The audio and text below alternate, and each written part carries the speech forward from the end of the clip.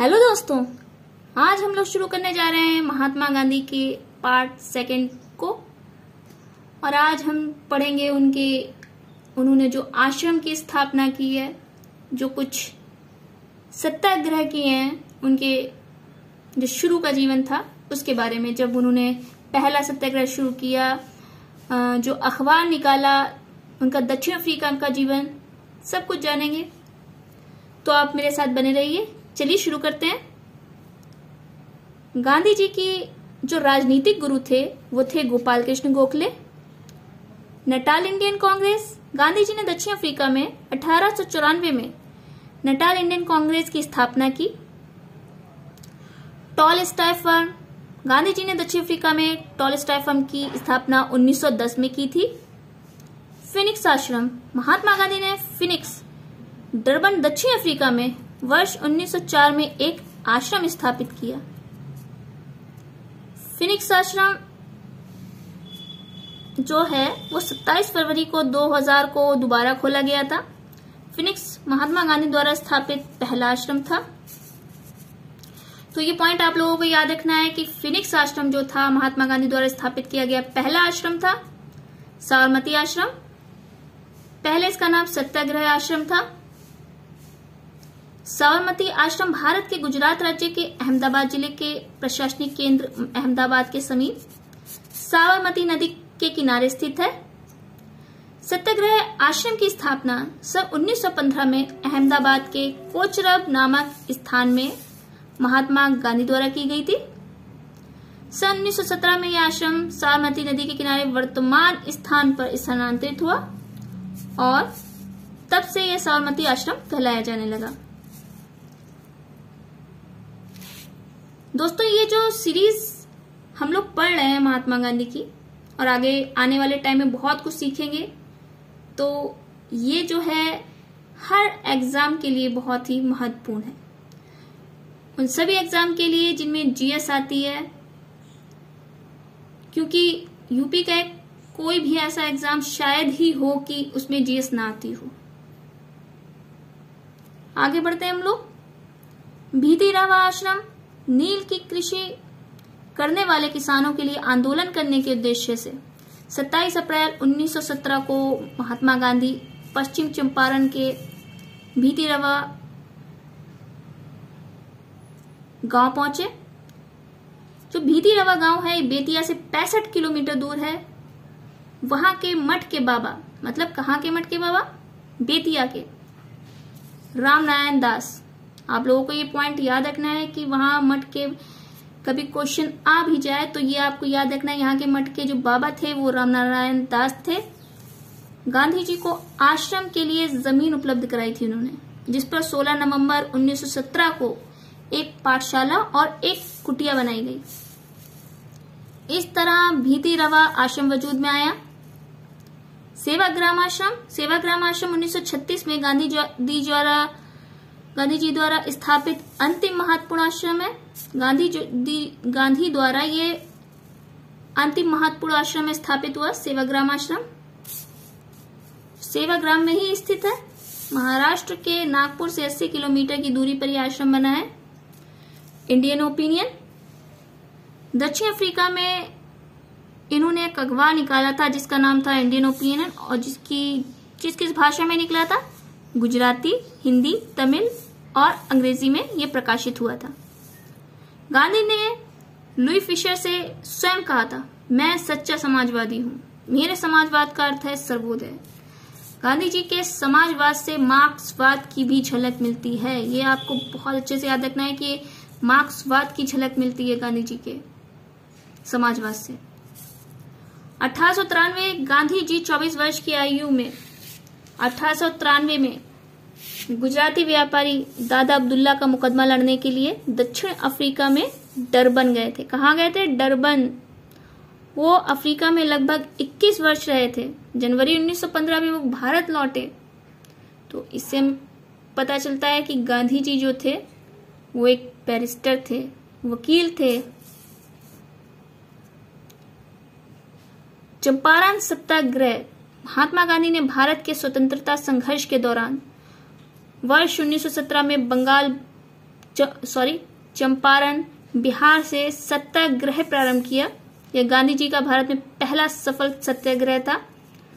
पुस्तक unto this last, ये पुस्तक गांधी जी की नहीं है, ये जॉन रस्किन की पुस्तक है। ये इससे प्रभावित थे।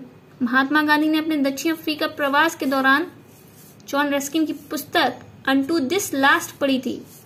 गांधी जी ने अपनी आत्मकथा में लिखा है कि इस पुस्तक ने उनके जीवन को परिवर्तित कर दिया।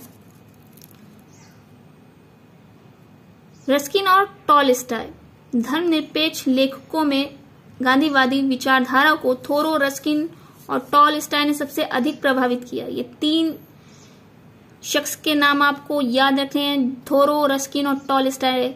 इन तीनों ने ही गांधी जी के जीवन को बहुत प्रभावित किया था। ये भी क्वेश्चन आ सकता है एग्जाम में। गांधी जी ने थोरो से सविनय अवज्ञा और करबंदी की प्रेरणा पाई। किससे कौन सी प्रेरणा पाई आप लोगों को ये भी याद रखना है। थोरो से सविनय अवज्ञा और करबंदी की प्रेरणा पाई।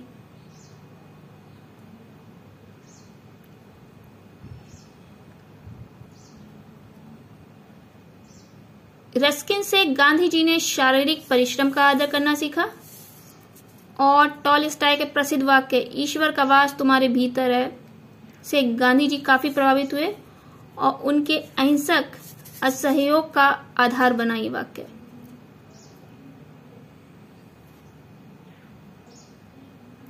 ईश्वर का वास तुम्हारे भीतर है।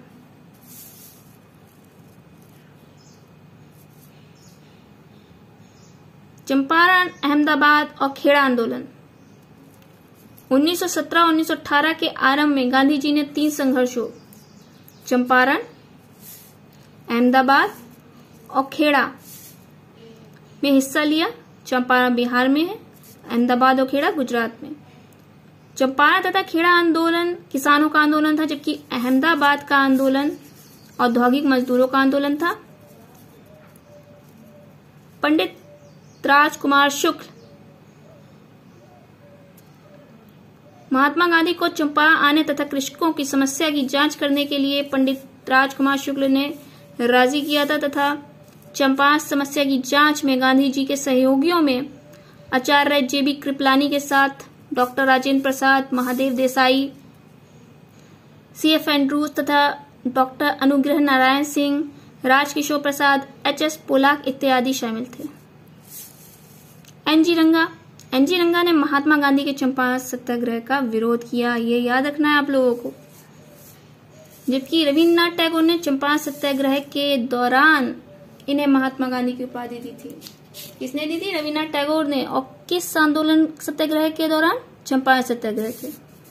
6 जुलाई 1944 को सुभाष चंद्र बोस ने आजाद हिंद रेडियो पर बोलते हुए गांधी जी को संबोधित किया। भारत की स्वाधीनता का आखिरी युद्ध शुरू हो चुका है। राष्ट्रपिता भारत की मुक्ति के इस पवित्र युद्ध में हम आपका आशीर्वाद और शुभकामनाएं चाहते हैं। महात्मा गांधी को सबसे पहले राष्ट्रपिता किसने कहा? सुभाष चंद्र बोस ने। महात्मा गांधी के सत्याग्रह का प्रमुख सिद्धांत क्या है?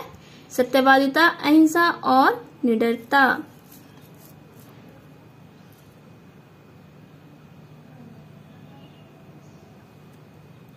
हिंदू मुस्लिम एकता एक महात्मा गांधी के आदर्शों के प्रसार हेतु सितंबर 1921 में गदरलैंड समाचार पत्र का प्रारंभ मजहर उल हक ने किया था। मजहर उल हक ने। महात्मा गांधी ने विदेशी वस्त्रों को नष्ट करने और राष्ट्र के आत्मसम्मान से जोड़ते हुए कहा था कि विदेशी वस्त्रों की बर्बादी ही उनके साथ सर्वोत्तम व्यवहार है। गांधी जी ने जाति विहीन अछूतों की दशा में सुधार के लिए कठोर संघर्ष किया। गांधी जी कहते थे कि हरिजन सेवा मेरा जीवन श्वास है, इसलिए इसके बिना मैं एक क्षण भी जिंदा नहीं रह सकता। गांधी जी की मृत्यु पर पंडित जवाहरलाल नेहरू ने कहा था, हमारे जीवन से प्रकाश चला गया है, हमारे चतुर्दिक अंधकार ही अंधकार है। मैं नहीं समझ पा रहा हूं कि आपसे क्या कहूं और कैसे कहूं। राष्ट्रपिता जिन्हें हम प्यार से बापू कहते थे, हमारे बीच नहीं रहे। ये बापू जो है इन्हें कहा था जवाहरलाल नेहरू ने। आज हम लोग अपने सेशन में इतना ही पढ़ेंगे, आगे बहुत कुछ सीखेंगे हिस्ट्री में और भी सब्जेक्ट में, करंट अफेयर्स में।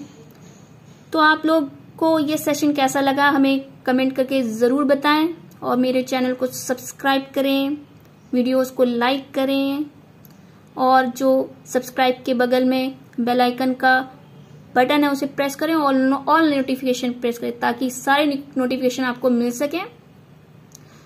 चलिए आज के लिए बस इतना ही। धन्यवाद।